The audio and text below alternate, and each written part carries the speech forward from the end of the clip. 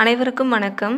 நாம் இன்னைக்கு இந்திய அரசியலமைப்பு சட்டத்தில் யூனியன் அண்ட் டெரிட்டரிஸ் அப்படிங்கிற தலைப்போடு இருக்கக்கூடிய முதல் பகுதி, அதில் உள்ள முதல் பிரிவை மட்டும்தான் பார்க்க போகிறோம்.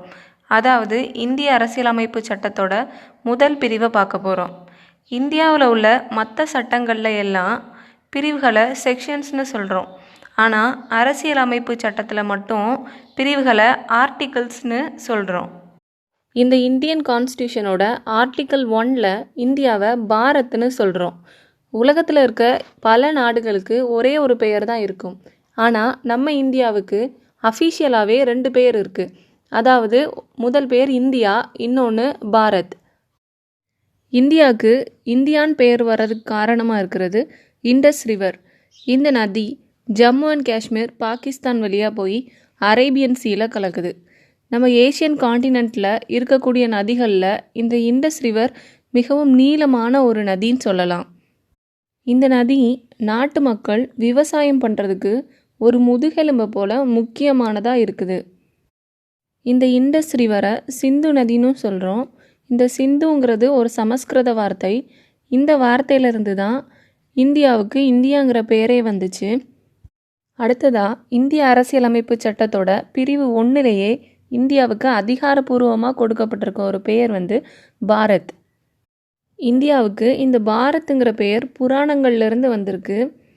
இந்தியாவில் பாரத சக்கரவர்த்தின்னு ஒரு மன்னர் இருந்ததாகவும் அவருக்கு 8 மகன்கள் இருந்ததாகவும் சொல்லப்படுது. அவர் நினச்சிருந்தா அந்த 8 மகனில் ஏதோ ஒரு மகனை தனக்கு பின்னாடி மன்னராக்கியிருக்கலாம். ஆனால் அவர் அந்த 8 மகனுக்குமே மன்னராக இருக்கிறதுக்கான தகுதி இல்லை அப்படின்னு நினைக்கிறாரு.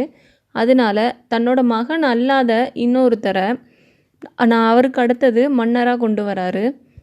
அந்த பாரத சக்கரவர்த்திங்கிற மன்னர் இந்தியாவை ஆண்டதுனால இந்தியாவுக்கு பாரத்னு ஒரு பெயர் வந்திருக்குன்னு சொல்லப்படுது.